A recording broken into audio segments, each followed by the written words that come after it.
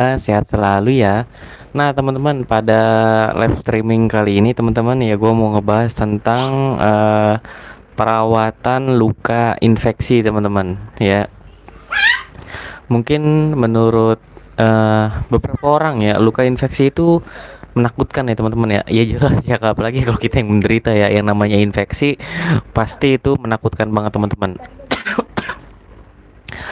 Jadi teman-teman, apa namanya? Sebenarnya luka infeksi ini, teman-teman, kita harus tahu sebenarnya ini tuh luka beneran infeksi atau enggak, ya kan? Kadang semua luka ya baru terkena luka aja, teman-teman ya. Biasanya luka itu langsung dikasih antibiotik ya, kayak sama pasien-pasien sunat. Ya, pasien sunat itu juga kebanyakan ya sama praktisinya pasti dikasih antibiotik gitu kan. Nah, kalau di perawatan luka itu enggak kayak gitu, teman-teman.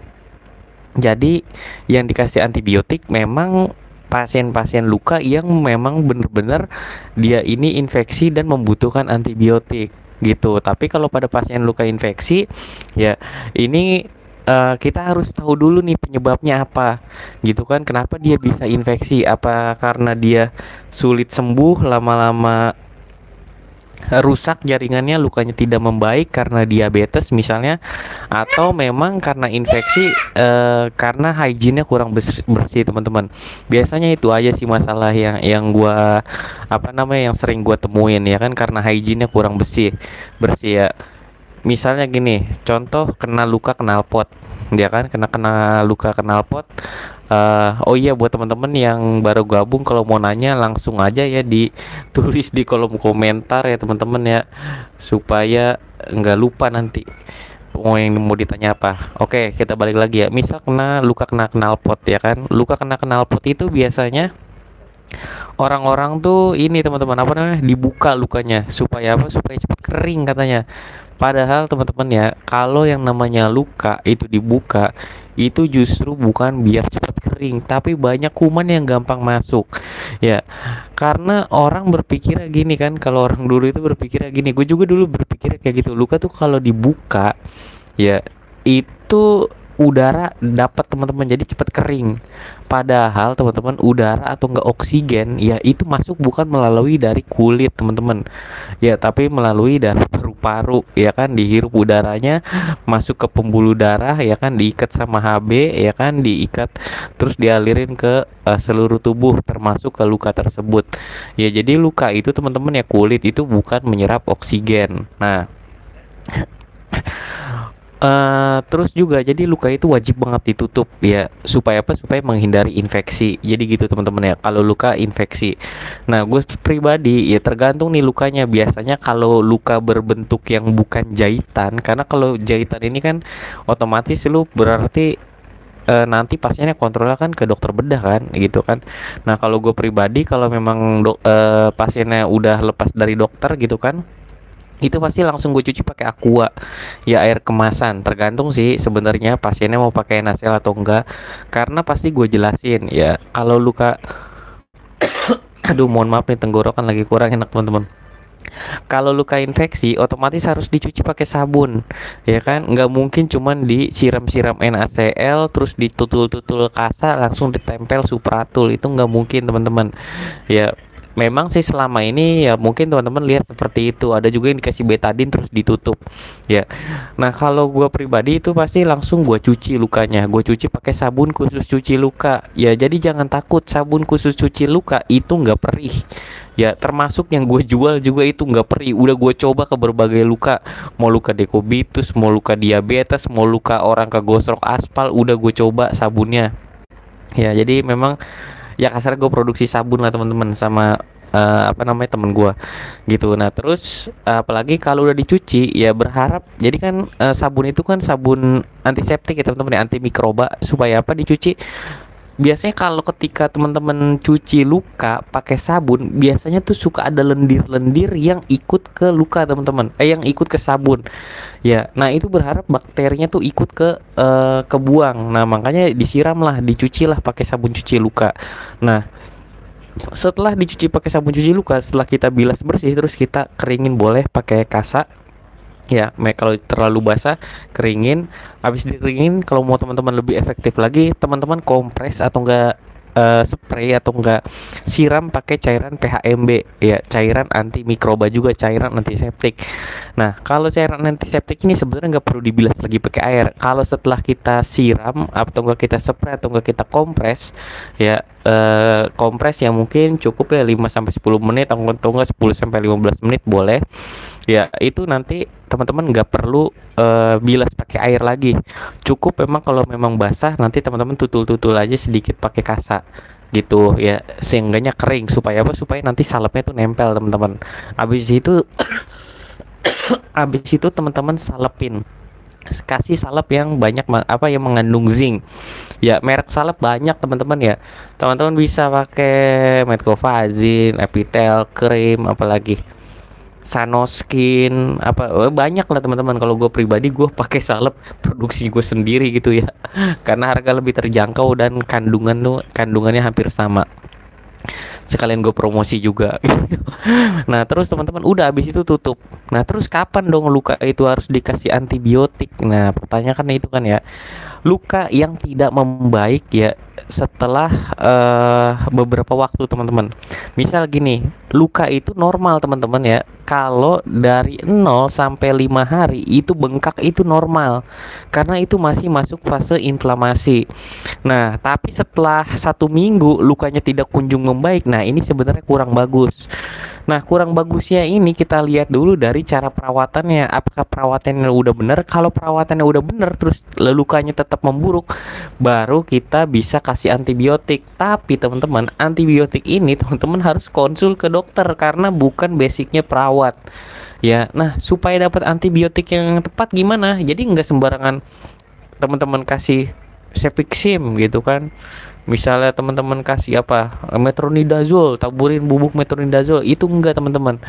Ya kasih antibiotik yang tepat, itu lukanya harus dikultur dulu, dikultur ya kan. Nah nanti ini bakteri apa nih yang ada di luka gitu. Setelah tahu dia resisten terhadap antibiotik apa, ya itu bisa dikonsulin ke dokter ya. Nanti dikasih obat yang sesuai supaya apa namanya, bakterinya bisa mati. Itu seperti itu ya.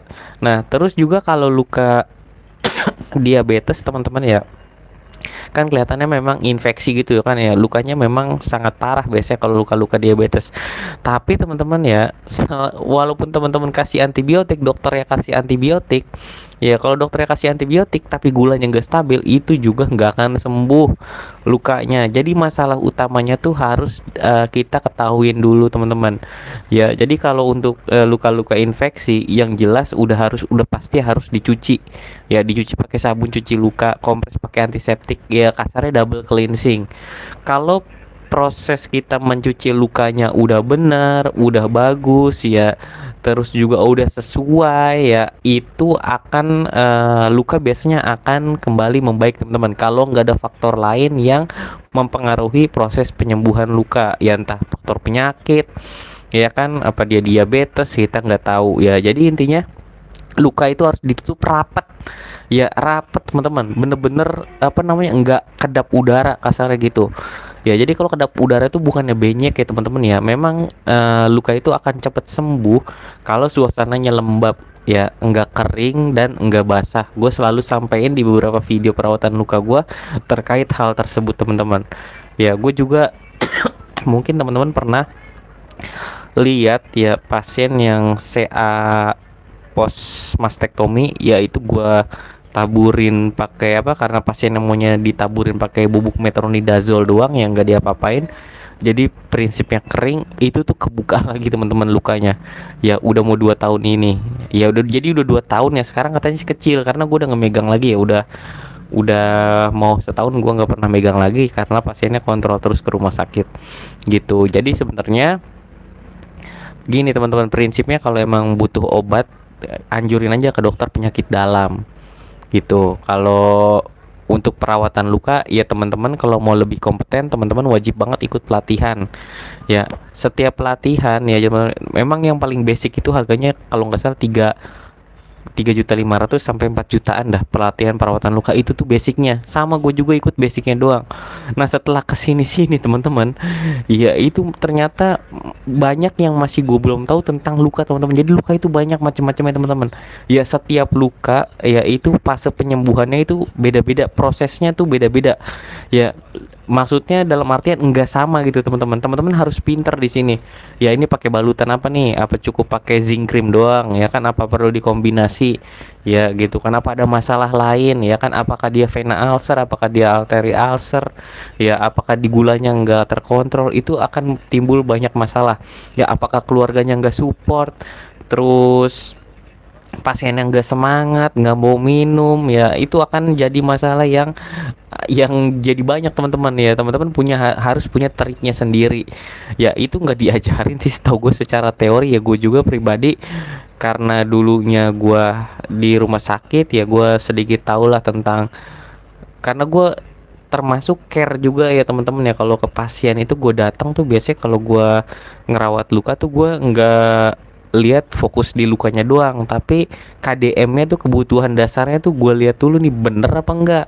Ya kan teman-teman, percuma kalau ngerawat luka ya kan tapi hygiene buruk teman-teman. Misalnya ya kan, misal teman-teman ngerawat luka di kubitus, pas teman-teman datang ya kasurnya kotor, banyak tulang, ada tulang ikan. Ya gue pernah ketemu tuh ya yang ada tulang ikan, ada tulang, bukan tulang ikan, tulang ayam. Ya terus juga banyak ada hewan lah segala macam. Ya itu kalau hygiene buruk juga tingkat kesembuhannya juga kurang bagus teman-teman gitu. Ya jadi teman-teman bisa banyak belajar dari pengalaman nanti gitu. Oke, ini ada pertanyaan, Kak, madu buat luka DM sebenarnya baik nggak sih, Kak? Oh iya, sama kemarin tuh ada yang luka DM-nya dibersihin pakai sabun bayi. Itu emang aman pakai sabun bayi dibanding sabun Lifebuoy gitu apa gimana ya, Kak? Oke, luka pakai madu boleh nggak sih? Sebenarnya boleh teman-teman. Madu itu bagus buat jaga kelembapan, cuman dia nggak terlalu efektif kecuali teman-teman memang ada di pelosok pedalaman yang susah buat dapetin ini salep yang mengandung zinc ya, yang bisa jaga kelembapan. Ya madu juga bisa jaga kelembapan, cuman tidak terlalu efektif ya, tapi itu bisa digunakan kalau emang kita tinggalnya di pelosok. Ya jadi nggak salah, boleh sah-sah aja pakai madu tuh boleh gitu. Nah terus pakai sabun bayi. Ya sabun bayi itu sebenarnya cuci luka, sebenarnya sabun itu banyak mereknya ya, sabun cuci luka juga tuh banyak mereknya. Ya boleh-boleh aja pakai sabun bayi, itu nggak masalah gitu kan. Ya karena pH-nya tuh kalau sabun bayi memang dibuat tidak sensitif ya teman-teman. Ya bayi juga kan kulitnya sensitif. Ya pH-nya itu kalau sabun bayi kalau nggak salah 4,5 apa ya sampai 5,5 gitu gua pernah baca. Ya itu boleh-boleh aja gitu. Ya kalau pakai sabun Lifebuoy ya mohon maaf disebut mereknya nih. Kalau sabun Lifebuoy gue nggak tahu kandungannya ya, tapi kalau sabun bayi memang ramah gitu kan pada luka. Tapi gue lebih anjurkan karena kan sabun bayi ini nggak ada anti mikrobanya gitu ya. Jadi murni sabun untuk membilas gitu. Ya kalau teman-teman ada biaya mendingan pakai aja. Kalau memang buat ngerawat luka infeksi, beli aja sabun yang memang mengandung antimikroba gitu.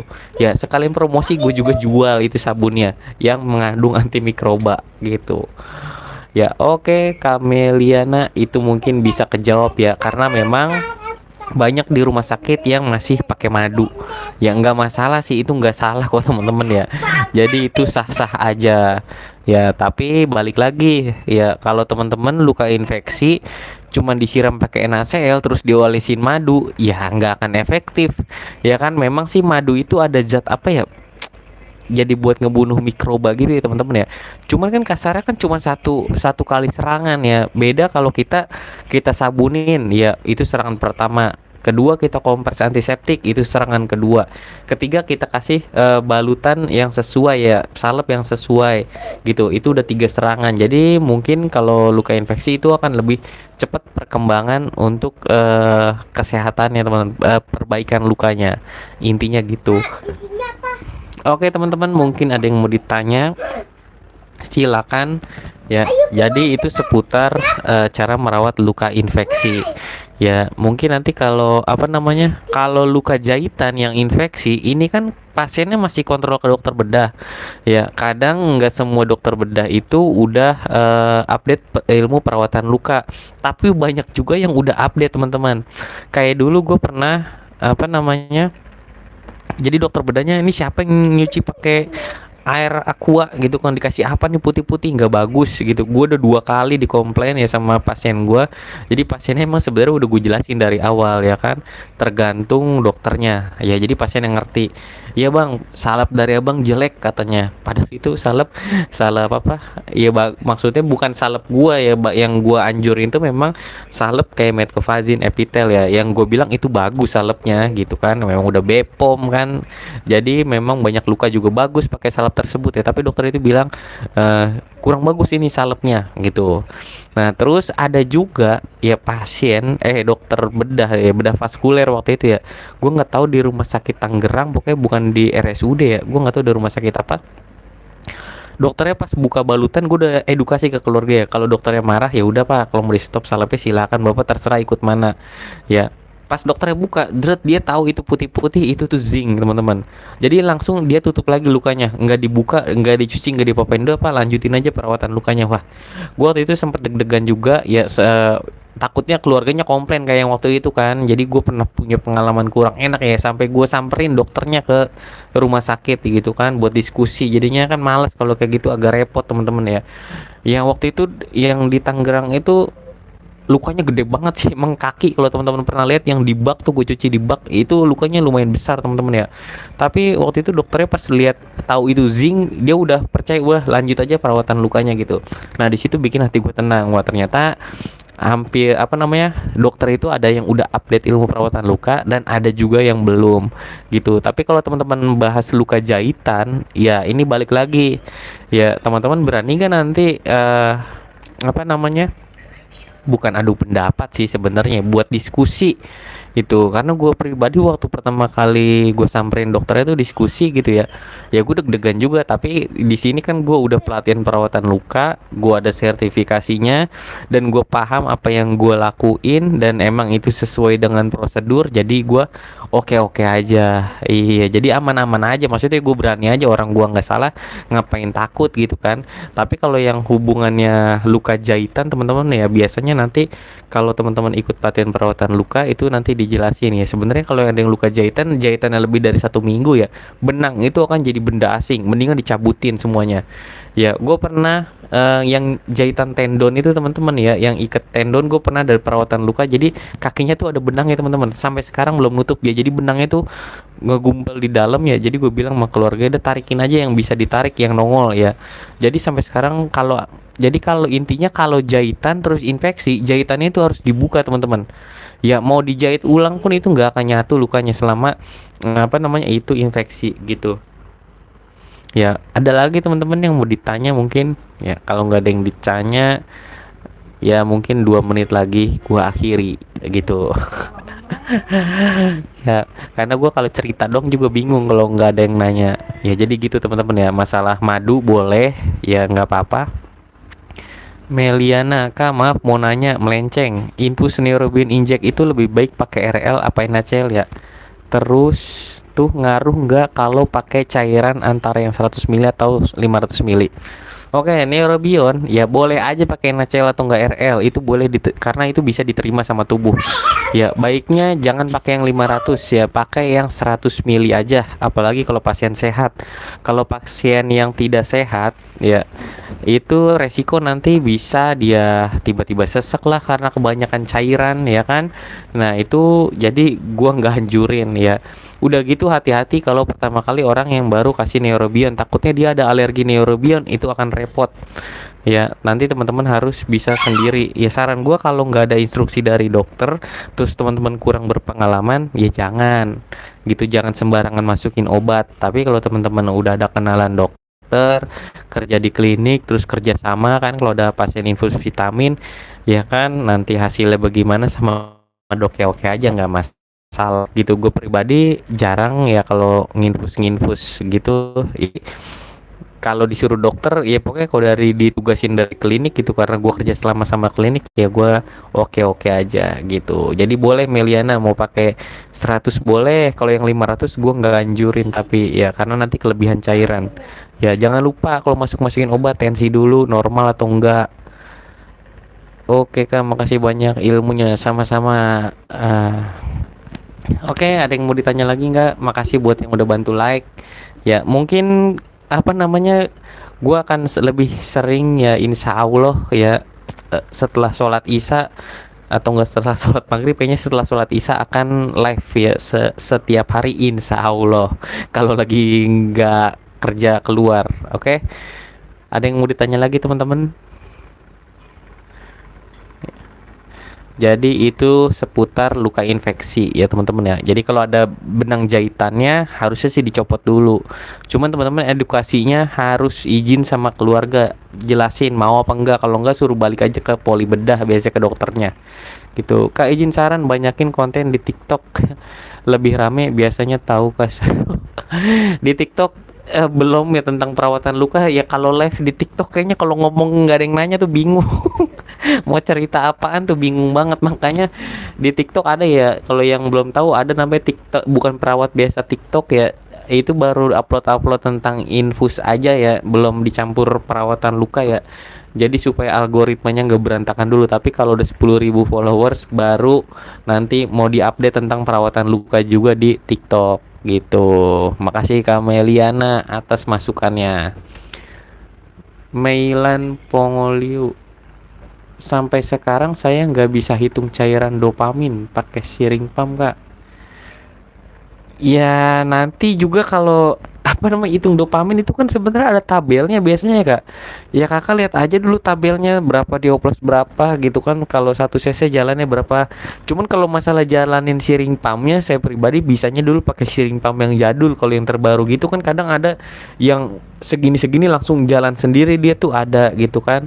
Kalau ngitung manual saya juga nggak bisa Kak, biasanya ada tabelnya kok gitu. Kalau emang nggak ada tabelnya berarti Kakak dari rumah udah ngitung aja, bikin tabel sendiri di buku kecil. Jadi misalnya kalau ada yang mau pasang dobu, Kakak udah tinggal lihat catatan, oh kalau masukin 1 ampul dalam spuit 50 cc jalannya berapa cc, kan biasanya kan tergantung berat badan juga kan sama permintaan dokternya gitu. Nanti itu mah bisa karena terbiasa sih Kak, saya juga dulu kagak bisa apa-apa gitu kan, sampai nanya mulu pengen tahu sendiri ya. Jangan kan ngitung, kalau ketemu sharing pump aja saya dulu takut, apalagi benerin infus pump ya, dulu mah takut.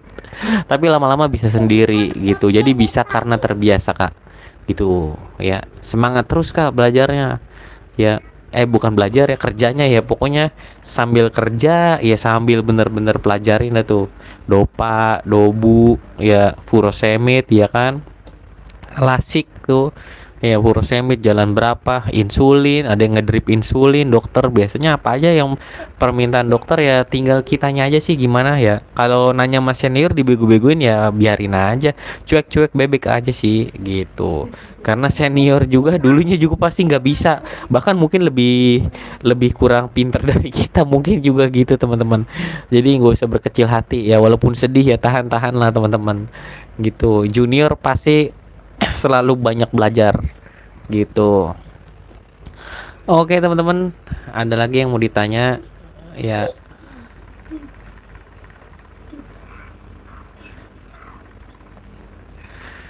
Mungkin itu aja kalau nggak ada yang mau ditanya ya teman-teman ya. Nanti apa namanya, insya Allah besok besok ada, kalau besok kayaknya nggak ada kerja keluar sore atau ke malam, insya Allah besok kita live lagi teman-teman abis Isya ya.